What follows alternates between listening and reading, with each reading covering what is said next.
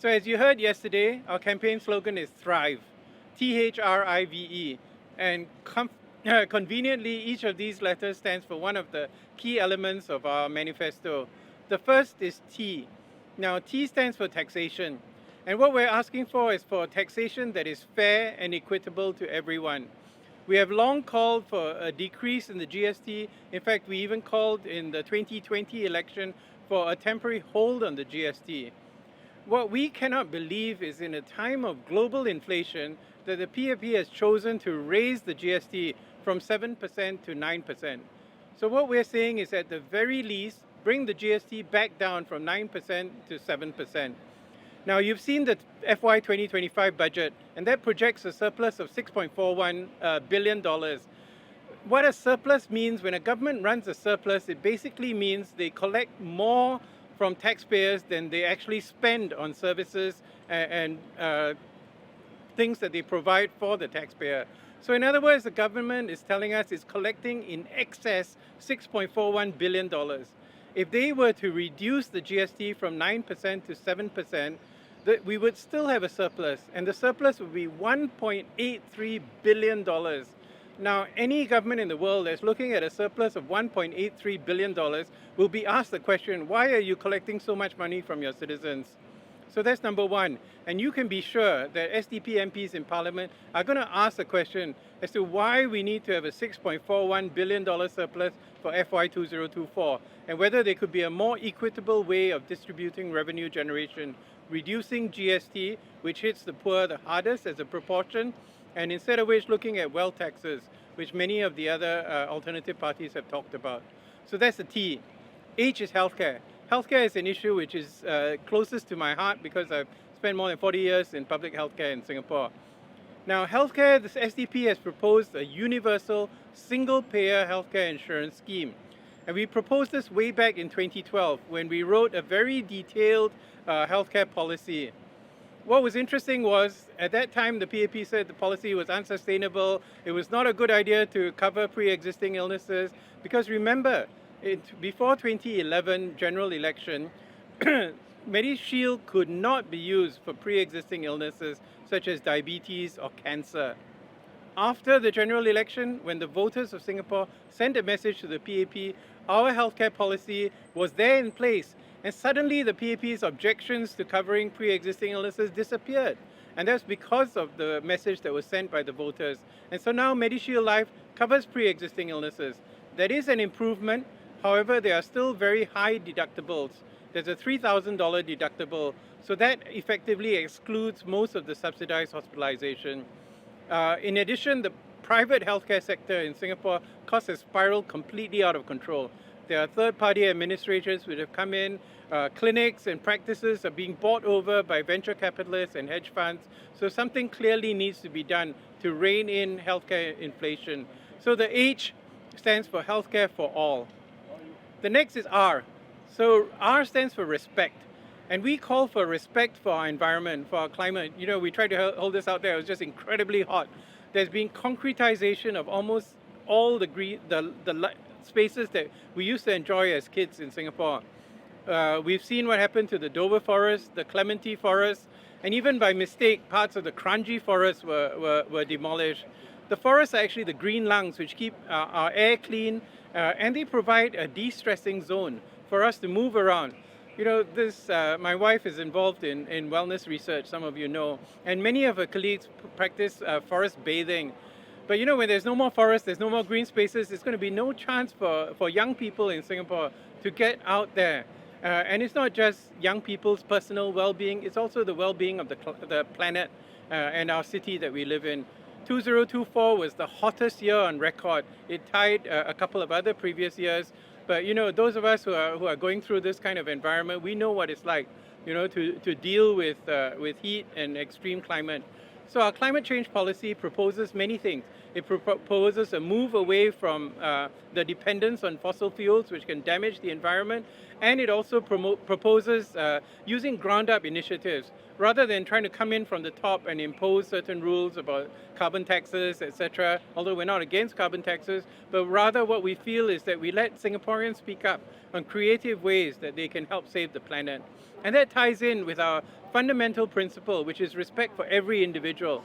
This is respect for human rights, which is what the SDP is known for from its very beginning. So that's the R, CHRI. Now, I is the hot button issue of immigration. As you well know, the SDP is not against immigration.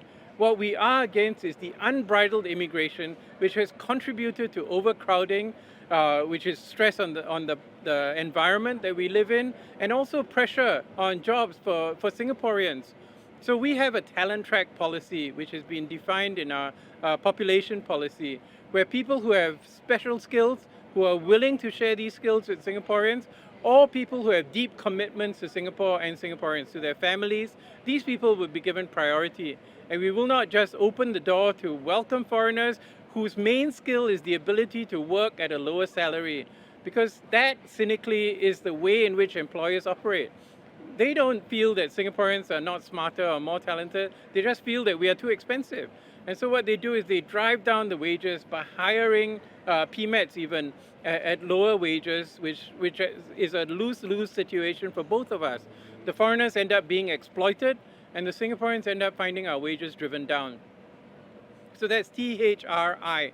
Now for V, I'm going to highlight the VERS program, because we heard in the 2018 National Day rally that the PAP government was going to come up with a program called VERS, Voluntary En Bloc Redevelopment Scheme, that was supposed to be to help out individuals who are facing lease decay.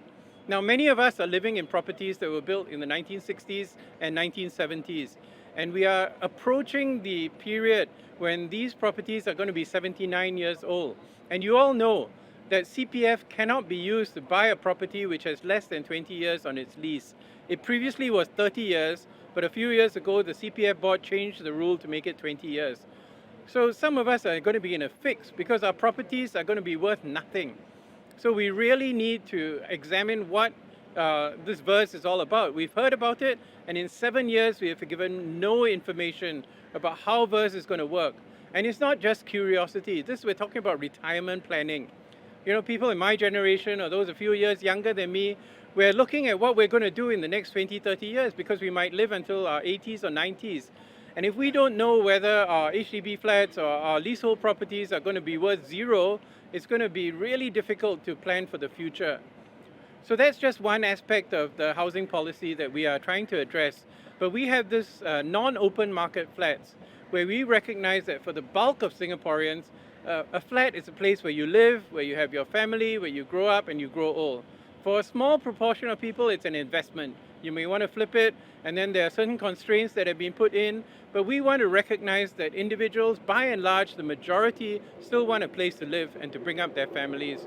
And that's the point of the non-open market concept, where they can only sell the flat back to the HDB if their situation changes. If they want to move to a smaller flat, then they sell back to the HDB, and then they can buy a non-open market flat. But on the other hand, if they want to trade in property, that's fine. But then you do it at the non-open market level. So that's what the housing policy, that's what the V stands for. And finally, the E. E, we feel, which is the most important, which is education. Now, education has been shown time and again the world over, and in Singapore in the 1960s, as a means to get rid of income inequality, as a means to level up society, give everybody a chance. Unfortunately, in Singapore, education is extremely unequal. We have a more than $1.5 billion tuition industry, which means that individuals who can afford it, they get access to the best resources. And we've just discovered that even the DSA, which was designed to help people who have other talents like sports, is being priced out of low-income families in Singapore. Only 5% of the DSA students are actually from low-income families. And the reason is simple. You get a tennis coach, you get a football coach, you get a chess coach. That gives you a better chance of getting a DSA place in an elite school. And the other point about education is that we've heard this just recently. There was a survey published which suggests the reason why there are so many PMET vacancies is because Singaporeans are not adequately prepared for the jobs of the future, the jobs of today even. So this is what we are talking about in our education policy, having smaller class sizes, getting rid of the PSLE, and focusing on developing the child. into who he or she wants to be and who he or she actually is gifted and talented to be, and recognizing the worth of every individual. So there you have it, THRIVE. Taxation, healthcare, taxation that is fair, healthcare that is universal, respect for our planet and for individuals, immigration that is sensible and rational, a verse scheme that works for Singaporeans, and education that enables every individual to rise up to fulfill their potential.